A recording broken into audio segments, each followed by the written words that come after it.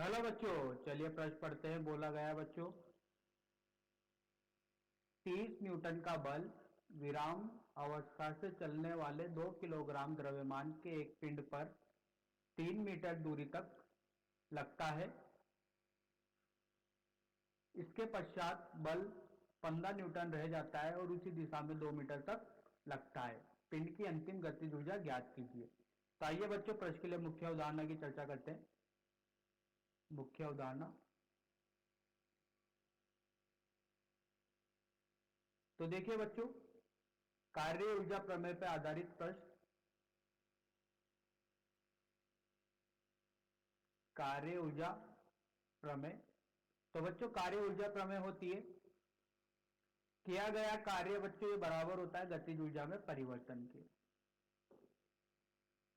जब किसी भी निकाय पर कार्य होता है तो कार्य बल के द्वारा होता है, और बल लगते हैं बच्चों, अनेक प्रकार के बल लगते हैं एक निकाय में।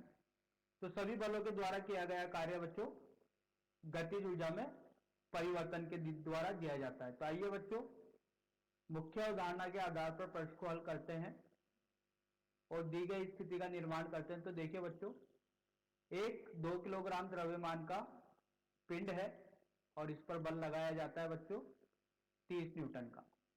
अब देखिए बच्चों, ये विराम अवस्था से चल रहा है तो इसका प्रारंभिक वेग कितना हो गया? 0 हो गया।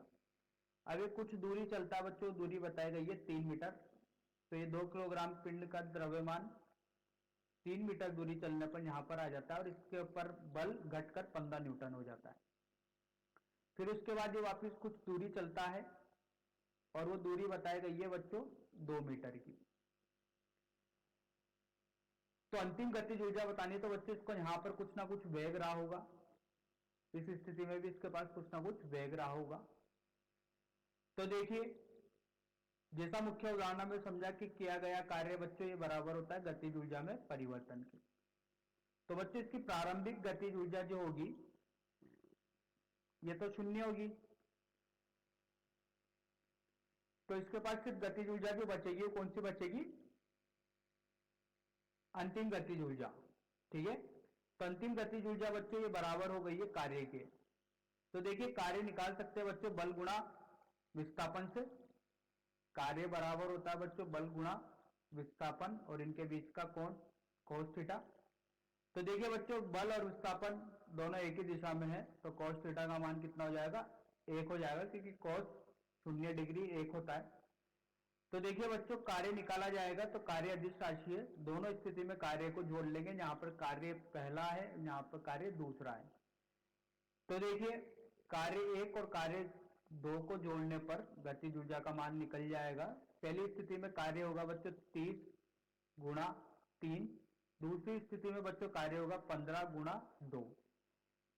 तो ये होगा बच्चों 90, हल करने के बाद ये होगा 30, तो कुल आएगा बच्चों 120। ऊर्जा पूछी गई है तो इसका मात्रक होगा बच्चों जूल। तो बच्चों यही अपने प्रश्न का उत्तर है। आशा करता हूं बच्चों आपको यह समझ में आया होगा। धन्यवाद।